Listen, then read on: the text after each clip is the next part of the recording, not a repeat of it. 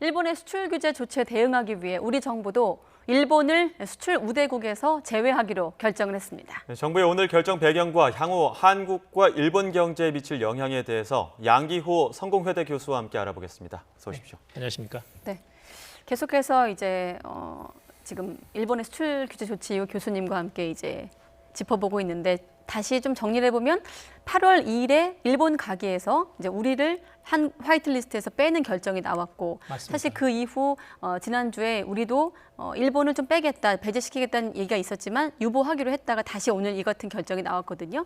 어떻게 이번 조치 평가하십니까? 맞습니다. 이건 뭐 이제 이건 쌍방 조치거든요. 그러니까 2004년부터 한일 양국이 네. 서로 우호국으로 인정하고 화이트리스트에 넣자해가지고 지금까지 15년간 유지가 되었습니다. 네. 그런데 이제 일본 측이 이걸 배제를 한 거니까 거기에 대한 당연한 우리 쌍방 조치로서 일본을 이제 화이트리스트 배제를 한 겁니다. 그건 너무나 저는 당연한 것이라고 보고요. 저는 이제 사실 이 결정 약간 조금 제 나름대로 약간 정치적인 해석도 가능하지 않나는 생각을 합니다. 네. 말하자면 지금 우리가 이제 국민 감정도 상당히 여러 가지 불매운동이라든지 이런 그 촛불 집회 때문에 악화되어 있는데 지금 이제 이 단계가 지나게 되면 그 다음에는 이제 마땅한 중간 단계 없이 이제 지소미아 파기까지 갈 수가 있습니다. 그런데 지금 1차 단계에서 우리가 이제 화이트리스트에서 일본을 삭제한 거니까 거기에 대해서는 한국 정부로서는 상당히 그 다음 단계에서는 유연성 있게 이걸 좀 판단할 수 있고 결정할 수 있지 않나 하는 점에서는 저는 오늘 조치가 나오면서 이제 이 지소미아 파기 의혹을 상당히 한국 정부가 신중해졌다. 그런 것으로 해석할 수 있지 않나 하는 우리 정부의 외교적인 선택지가 조금 유연성이 있게 넓어졌다라는 점에서는 저는 하나의 가능성을 좀 보고 조금 싶습니다. 더 설명을 해주실 필요가 있을게요. 유연성이 좀 넓어졌다는 것은 어떤 좀 조치들이 그러니까 있다는 이제 말씀이신가요? 뭐 가장 1차적인 단계로서는 네. 이제 화이트리스트에서 일본을 삭제하는 것이 있고 중간 단계에서는 사실 이제 마땅한 카드가 많지 않습니다. 지금 여러 가지 국제사회에서 여론전하고 있고 네. WTO 제소를 하고 있는데 거기까지는 한 앞으로 몇 개월 또 추가로 결릴 예정이거든요. 그래서 이제 8월 15일 뭐 대통령 담화가 있고 그리고 나서는 이제 그 다음부터는 8월 24일 지소미아 파기 여부를 결정을 해야 됩니다. 네. 그런 점에서는 지금 중간 단계가 없이 막 이렇게 지소미아를 파기하게 될 경우에는 우리도 사실 여러 가지 부담이 따르기 때문에 적어도 일단 기본적인 대응은 한국 정부는 했다라고 이제 평가할 수 있습니다. 네. 여러 가지 한일 관계에서 기본적인 조치는 했다. 그런 점에서는 지소미아를 파기할지 여부에 대해서 좀 더 유연성 있게 신중하게 검토할 수 있는 어떤 기반이 마련됐지 않았나 예. 그렇게 해석하고 맞대응으로서 싶습니다. 어떤 다른 선택지를 선택하기 위한 중간 단계로서 우리가 좀 대응한 정도의 맞습니다. 수위로 보시는 건데 네. 지금 일본의 화이트리스트에서 우리나라가 배제됐을 때에는 절차가 굉장히 복잡해졌습니다. 지금 우리나라에서 일본인이 우리나라의 화이트리스트에 배제되면 어떤 절차들이 좀 복잡해지고 달라지는 겁니까? 사실 이제 그동안에는 이게 화이트리스트가 우리는 29개가 있고 일본은 27개가 있었거든요. 예.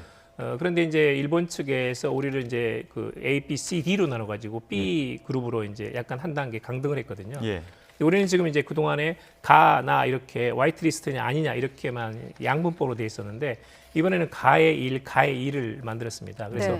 가의 1은 기존에 28개 나라이고 가의 2가 일본으로 들어가 있습니다. 그래서 일본의 경우에는 이제 4대 이 전략물자 수출 통제 체제에 다 가입한 나라들이 이제 들어가 있는 것이고 예. 거기에 가의 2라는 것은 뭐냐면 이 가운데 적절한 이런 그 수출 전략 물자 관리 통제를 하지 않는 국가 말하자면 일본을 이제 타겟팅한 것인데 예. 그렇게 해서 일본이 들어가 있습니다. 그런데 상대적으로 일본이 우리를 배제한 것보다는 상당히 일본 측이 상당히 유리합니다. 왜냐하면 네. 우리는 지금 이제 일본에서 물건을 수입할 때 그러니까 일본의 수출업자가 한국으로 물건을 수출할 때는 적어도 이제 개별 허가고 그리고 90일간의 이런 통관 절차가 있습니다. 그런데 우리는 지금 15일로 지금 허가 일자를 15일로 단축을 시켜놨거든요. 예. 근데 그런 점에서는 상대적으로 일본 측에 어떤 메시지가 있다고 봅니다. 그러니까 통상적으로는 일본에서는 이제 이 개별 허가라고 할지라도 네. 통관 승인이 나는 것은 보통 4주 또는 5주거든요. 그래서 지난번 이제 포터 리지스트가 허가가 난 것이고 아직은 이제 플로도 풀미드하고 그 다음에 에칭가스가 아직은 허가가 안 나고 있습니다. 그런 점에서는 우리가 어떤 면에서는 모범을 보이고 적어도 지금까지 어떤 우호국인 한일 양국의 쌍방 간의 어떤 신뢰관계를 한국으로서는 일방적으로 이건 폐지하지 않겠다. 적어도 한국에서 수출되는 일본으로 수출되는 전략 물자에 대해서는 일본처럼 90일 하는 게 아니라 15일이라는 조금 더 짧은 이런 그 기간 단축 기간을 만들어 놓고 여기에 대해서 일본 측도 협상 탭으로 들어올 수 있는 어떤 좋은 모범을 제시한 게 아닌가라는 점에서는 저는 제가 보기에는 한국 측에서는 여러 가지 카드를 일본 측에 던지고 있다. 협상의 여지를 상당히 남기고 있다라는 것이 지금 최근에 이제 우리 정부의 대책의 흐름을 보게 되면 그렇게 해석할 여지가 많다라는 생각이 듭니다. 그러니까 강대강 맞대응보다는 어떤 여지를 좀 둔 것이다. 맞습니다. 이렇게 왜냐하면 좀 이것은 이제 하시는군요. 정치적인 문제가 아니라 사실은 일본 측도 자주 주장하듯이 이건 행정적인 시행 세칙에 따른 어떤 네. 그런 그 절차 관리의 측면, 행정적인 절차거든요. 근데 그렇기 때문에 한일 양국이 타협할 수 있는 지점은 얼마든지 있습니다. 사실은 이제 한일 양국이 잘만 운영한다면 화이트리스트 아니냐 거의 구별이 안 될 정도로 일반적인 포괄 허가 제도로 쌍방간에 호혜적으로 할 수 있는 그런 그 공간이나 재량권이 충분히 남아 있거든요. 네. 그런 점에서는 일본이 하루빨리 그런 곳으로 되돌아오도록 촉구하고 있다라는 그런 신호라고 저는 이제 해석하고 싶습니다. 그럼 예. 지금 보면 정부가 일본의 여러 협상의 여지를 남겨놓은 대책이라고 지금 교수님의 맞습니다. 말씀과 좀 일맥상통하는 대목인 것 같은데 어떤 협상들이 지금 가능할 수 있을까요? 좀 물밑으로. 저는 현 이제 시점에서? 그러니까 결국 이제 일본 측이 개별 허가권으로 이 전략 물자를 이제 네. 전환함으로써 우리한테는 상당히 이제 부담이 따르는 건 사실이거든요. 그러니까 이 물건이 예전에는 뭐 보통 금방 한 3일 안에 일주일 안에 들어오던 것이 통관 절차가 한 달이 걸리거나 또는 두 달이 걸리거나 최악의 경우에는 이게 들어올지 안 들어올지 모르는 상황이 됐기 때문에 이걸 이제 어떤 생산 공정이라든지 기업 운영에 커다란 부담을 질 수밖에 없는 상황인데 만약에 일본 측이 지금 타이완이나 싱가포르보다도 우리가 한 수 위입니다. 타이완, 싱가포르는 C 랭크로 돼 있고 우리는 B 랭크로 돼 있거든요. 네. 그렇기 때문에 거의 화이트리스트에 가까운 정도로 일본이 제대로 조치를 한다면 큰 불편 느끼지 않고 과거하고 비슷하게 할 수 있습니다. 근데 그런 부분에 대해서는 한일 양국이 타협할 수 있는 지점을 만들어내는 것이 필요하거든요. 물론 이제 그것은 어떤 정치적인 그 대타협이 이루어지고 나서 실무적인 차원의 이야기입니다만은 지금 어차피 우리도 그렇고 일본도 그렇고 이걸 만약에 일방적으로 이 상대방을 차별해가지고 화이트리스트에 삭제해가지고 통관 기간을 늘린다면 이건 전부 다 같은 규정이 다 걸립니다. 어떤 나라를 타겟팅해가지고 통관 기간을 차별화시켜가지고 늘리거나 또는 불이익을 주거나 하는 것은 전부 다 걸리거든요. 네. 그 쌍방간에 사실 이제 WTO에 가더라도 쌍방간의 비난하고 쌍방간이 비난받을 일이 많습니다. 근데 그런 점은 최대한 피할 수 있는 어떤 여지가 있다면 그리 가는 게 바람직하다는 식으로 지금 일본 측에 대해서 이런 그 화이트리스트 삭제하면서도 대화의 여지는 남겨두고 있지 않나 하는 네. 생각이 듭니다. 지금 말씀하시는 거 보면 통상 국가들 사이에 어떤 일방적인 차별은 걸린다 이런 말씀을 주셨는데 맞습니다. 네. 그런 게 이제 일본의 화이트리스트 말고 이제 WTO 제소 문제가 있기 때문이란 말이죠. 맞습니다. 이번에 우리가 이 화이트리스트에서 일본을 뺀 게 과연 국제 여론전에서 득이 될까요, 실이 될까요?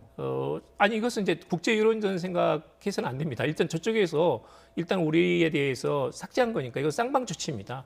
당연히 해야 되는 것이고요. 제소 문제에서는 어떻게 네. 될까요? 제소 문제에 대해서는 사실 이제 그 점은 많은 검토를 거쳤다고 봅니다. 지금 이제 지난번에 홍남기 재정부 장관이 네.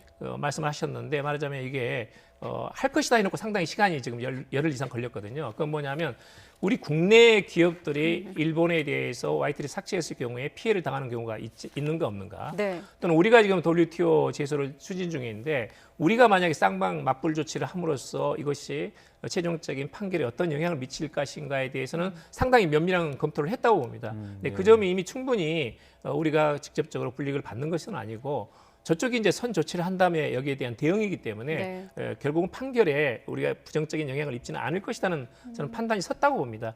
그런 점에서 오늘 이제 추가 대책이 나오지 않았나 하는 생각이 듭니다. 이 화이트리스트 어떤 맞대응과 국제 여론전은 좀 별개로 맞습니다. 보고 계신다는 이런 말씀이시고, 자 일단 보면 쌍방의 조치, 화이트리스트 조치에 이어서 우리도 정부도 한 맞대응을 한 상황이거든요. 자 이후 또 일본이 어떤 추가 대응을 할지도 관심인데 일단 오늘 우리의 조치에 대해서 NHK 등 일본 언론들도 관심을 갖고 있다라 보도를 하고 있거든요. 지금 오늘 이번 조치에 대해서 일본의 속내는 어떨 거라고 예상할 수 있을까요? 일본은 뭐 충분히 예상을 했다고 보고요. 이제 일본 측에서 이제 그 세코 히로시게 경제산업 대신이 이야기한 게 있는데 네. 한국을 화이트리스트 삭제를 해도 일본 기업에는 큰 영향을 안 줄 것이다 이렇게 언급을 했거든요.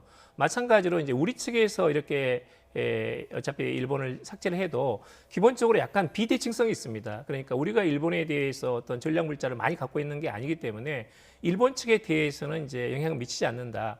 단지 한국이 이제 일본에 대해서 대응했다는 점에서는 상징성이 큰 것이고 네. 이것에 대해서는 일본도 이제 부담을 안을 수밖에 없는 거거든요. 그런 점에서는 우리의 메시지가 이게 이제 아주 그 뭐랄까 상징성이 있는 면에서는 많은 영향을 미치지만 실질적으로는 그렇게 일본에 직접 악영향을 미치는 것은 아니고 오히려 우리가 이제 어떤 그런 앞으로의 대화 여지를 남겨놨다는 점에서는 저는 바람직하지 않나 하는 그렇게 평가를 내리고 싶습니다. 그 대화의 여지라고 하면 일단 앞서 말씀하신 것처럼 실무선에서 가능하다고 맞습니다. 보십니까? 맞습니다. 실무선에서. 네, 지금은 어차피 이건 이제 수출을 금지할 수는 없습니다. 네. 그리고 뭐 차별적으로 특정 국가에 대해서 불이익을 줄 수도 없습니다. 이건 뭐 어차피 WTO 가면 다 걸리는 문제거든요. 예. 그런 점에서는 지금은 일본이 결정할 수 있는 시한이 있습니다. 그러니까 통상적으로는 4주 5주이기 때문에 만약에 일주일 내에 앞으로 일주일 내에 포토 리스트 이외에도 지금 2개의 품목 말하자면 플루도 플루미드라든지 고순도 브라스소가 만약에 한국으로 수출이 허가가 된다면 기본적으로는 크게 다르지 않습니다. 예. 보통 보통 이제 타이완 또는 싱가포르에 대해서도 4주 5주 통상 걸렸기 때문에 네. 거기에 대해서는 이게 특별하게 한국을 차별해가지고 불이익을 주는 게 아니다라는 것이 일단은 이제 일본 측으로서 명분이 서는 거거든요. 그런 쪽으로 자꾸 유도를 해 나가야 되고 또 일본도 그런 면에서는 지금 이제 궤도를 일탈한 거니까 되돌아와야 됩니다. 이건 순수하게 행정적인 절차고 이 전체적인 가트라진 WTO 체제를 한국이나 일본에 일방적으로 훼손할 수는 없습니다. 근데 그건 충분히 이제 양자 간에 다 알고 있는 상황이고 일본이 되돌아온다면 우리도 이제 tit-for-tat으로 해가지고 네. 거기에 상응하는 조치로 해가지고 우리도 약간의 이런 그 완화할 수 있는 그런 여지는 계속 만들어가야 됩니다. 네. 우리는 뭐 당연하고 일본도 가트 규정을 알고 있다는 점이 좀 뒤에 맞습니다. 들어오네요. 그건 뭐 일본에게는 걸리는 문제이기 때문에. 예. 예. 추가 수출 허가에 대해서 일본이 결정할 수 있는 시간이 있다 이런 말씀해 주셨는데 다른 한편으로 또 우리가 결정할 수 있는 시간도 있습니다. 지소미아 재검토 같은 경우에는 24일까지 결정을 해야 되는데 한 열흘 정도 남은 시간에서 우리의 결정을까지의 그 시한 동안 일본이 어떤 다른 입장 변화가 있을 거라고 보십니까? 저는 이제 그건 좀 쉽지 않을 거라고 봅니다. 이제 기본적으로 이제 한국 정부하고 일본 정부 입장이 너무 다릅니다. 우리는 이제 이 상권 분립 그리고 사법부의 판결을 존중한다. 피해자 구제는 일본 기업이 해야 된다는 원칙이 있거든요. 예. 반면에 일본은 이제 이건 청구권 협정으로 다 끝났기 때문에 이 국내 입법 조치를 통해서 한국 정부가 책임을 져야 된다는 것이 이제 일본 측의 입장입니다. 네. 네, 그런데 이것은 이제 양국 정부 차이뿐만 아니라 사법부의 판결이 있기 때문에 이건 섣불리 여기에 대해 접근하기 어렵습니다. 그러니까 이 민사 소송이거든요, 기본적으로. 일본의 전범 기업하고 한국의 피해자 원고등 간에 20년에 걸친 어떤 소송의 결과입니다. 여기에 대해서 한국 정부가 섣불리 개입했다가는 한국 국내에서도 불만을 사기식고 또 한국 정부가 대체적으로 어떤 그런 대체할 수 있는 입법 조치를 하더라도 만약에 피해자가 한국 정부가 어떤 기금을 주더라도 나는 기본적으로 대법원 판결에 따라서 일본 기업의 자산을 처분해버리겠다 하면 그걸 지금 법률 체계에서 막을 방법은 없습니다. 근데 그렇기 때문에 양자 간의 입장이 너무 커가지고 지금 그 주어진 시한도 많지 네. 않고 한일 간에 지금 뭐 수면화 대화는 저는 되고 있다고 봅니다만은 시간상 너무 부족하면 촉박합니다. 그런 네. 점에서는 기본적으로 저는 이제 지소미아는 제 개인적으로 신중하게 판단하는 게 좋다. 왜냐하면 이제 지금까지는 일본이 상당히 책임이 있다고 미국은 보고 있거든요. 이런 그 더구나 안보상의 이유로 한일 간의 안보 협력을 깨트린 것은 일본의 원죄가 있다고 보고 있는데 만약에 우리가 추가로 지소미아 한일 군사정보 보호협정을 파기하게 되면 미국은 책임이 한국에도 있는 것이다. 이렇게 볼 가능성이 있습니다. 네. 그런 점에서는 지금 여러 가지 한반도 비핵화를 둘러싸고 북미 간의 어떤 실무 협상도 앞으로 재개될 예정이고 또 지난번에 이제 이야기 드렸듯이 이제 중로 양국의 이런 항공기가 공동 군사 연습을 우리 독도 상공에서 했거든요. 네. 네, 그런 점에서는 한미 간의 안보 협력 틀 자체를 유지할 필요는 있습니다. 그런 점에서는 물론 다양하고 종합적인 어떤 판단을 할 거라고 생각합니다만 역시 이 문제는 좀 신중하게 검토하는 것이 낫겠다라는 것이 네. 이제 제 느낌입니다. 이 화이트리스트 배제, 일본이 우리를 화이트리스트에서 배제한 시점을 기준으로 이 지소미안 문제를 얘기할 때 조금 전문가들이나 정치권에서 목소리가 달라지기 시작을 했거든요. 질문을 바꿔서 드리면 지소미안을 바라보는 지금 시점에서의 어떤 두 가지 어떤 답변, 대답은 이렇더라고요. 일단 지렛대로 사용하자는 목소리가 있고 아니다 아예 직접적인 카드로 파기를 하자 이런 목소리가 있는데 교수님께서는 저는 이제 카드로 흔드는 것은 굉장히 효과가 있었습니다. 그러니까 그동안에 굉장히 소극적이었던 양자 간의 중재 소극적이었던 미국이 적극적으로 지금 나서고 있거든요. 그리고 이제 미국의 중재 여부에 대해서는 여러 가지 이제 그 확정되지 않은 부분이 많지만 적어도 기본적으로 이제 트럼프 대통령이 최근에 한일 양국의 이렇게 관계가 악화되는 것은 바람직하지 않다라는 구체적인 언급을 할 정도로 미국은 관심을 가지고 있습니다. 근데 그것은 한국이 한일 군사정보 보호협정 지소미아를 파기할 수 있다는 메시지를 미국에 보냈기 때문입니다. 그건 카드로서는 굉장히 유용한 것이었는데 정말로 이제 모든 카드란 그러지 않습니까? 만약에 써버리면 그건 카드가 아닌 겁니다. 그런 점에서는 신중해야죠. 그것은 이제 적어도 지금 상태에서는 이런 한일 관계뿐만 아니라 이런 동북아의 어떤 국제 정세의 변화 네. 또는 미중 간의 어떤 통상 마찰이라든지 동북아의 좀 이렇게 불가측성 말하자면 이런 중국과 러시아의 어떤 북한 간의 어떤 상당히 지금 협력 모드가 있기 때문에 네. 한미일의 어떤 안보 협력이라는 것은 적어도 한미 동맹 플러스 알파 해가지고 필요한 부분이 있거든요. 그런 점에서는 조금 더 종합적으로 신중하게 검토할 필요가 있습니다. 저희가 얘기를 시작하기에 앞서 교수님께서 광복절, 4월의 광복절인데 그 시점도 아마 계기가 될 수 있다 이런 언급을 해주셨단 말이죠. 네. 문재인 대통령이 지금까지는 강경한 메시지를 던지고 있었는데 과연 광복절 축사에서 어떤 메시지가 나올지 그리고 이 부분이 한일 관계 어떤 분수령이 될 거라고 보십니까? 지금 일본 측은 이제 8.15 광복절 이 기념사 축사를 굉장히 지금 기다리고 있습니다. 이것이 이제 한일 관계 향방을 가릴 것이라고 보고 있는 관측도 있고 예. 미국 측도 굉장히 지금 주시하고 있거든요. 단지 이제 제가 보기로는 지금 현행 상태에서는 강대강이고 네. 일본 측에서 적극적인 양보를 하지 않고 최근에 이제 아베 수상이 이런 이 청구권 협정으로 다 끝났다는 말을 다시 반복하고 있기 때문에 우리 측에서 원칙을 굽힐 수는 없습니다. 이 원칙은 다시 한번 재천명하는 수준이지만 그렇지만 한일 간의 대화와 타협을 통해서 문제를 풀어나가자라는 그런 어떤 창구는 항상 열려 있다. 6월 19일 제시했던 한국 외교부가 제시했던 이런 양국 간의 기업의 자발적인 모금으로 피해자 구제를 해나가자는 것은 기본 안으로 해가지고 그걸 토대로 해서 플러스 알파하는 것은 얼마든지 가능하다라는 식으로 이미 한국 정부는 수차례 일본 측에 의견을 전달했거든요. 네. 그런 점에서는 대화의 창구는 항상 열려 있다라는 점에서 기본적으로 자유무역 체제로 다시 되돌아오고 한일 양국 간의 어떤 신뢰를 회복할 수 있는 그런 진지한 노력을 좀 일본 측에 촉구할 것이다 이렇게 보고 있습니다. 단지 단기간에 이 문제를 손쉽게 타협하는 것은 어려울 뿐더러 그렇게 하는 것은 바람직하지 않습니다. 기본적으로 피해자들이 수용할 수 있어야 되고 양국 국민도 수용할 수 있어야 되고 그걸 바탕으로 해가지고 이 문제는 풀려야 됩니다. 네. 이건 이제 밀실하고라든지 정치적인 어떤 그런 단기적인 근시안적인 시각에 따라서 이 문제를 섣불리 결정하다가는 오히려 말하자면 재앙이 될 수도 있습니다. 2015년 12월에 한일 위안부 합의라는 것이 전형적인 그런 사례거든요. 그렇기 때문에 기본적으로는 피해자가 동의하고 피해자가 지지할 수 있는 어떤 그런 해법이 나와야 됩니다. 네, 피해자가 동의하고 지지할 수 있는 해법이 담긴 축사가 나오길 또 주목을 해보도록 하겠습니다. 네, 지금까지 양기호 성공회대 교수와 함께 이야기 나눴습니다. 오늘 말씀 고맙습니다. 고맙습니다, 교수님. 감사합니다.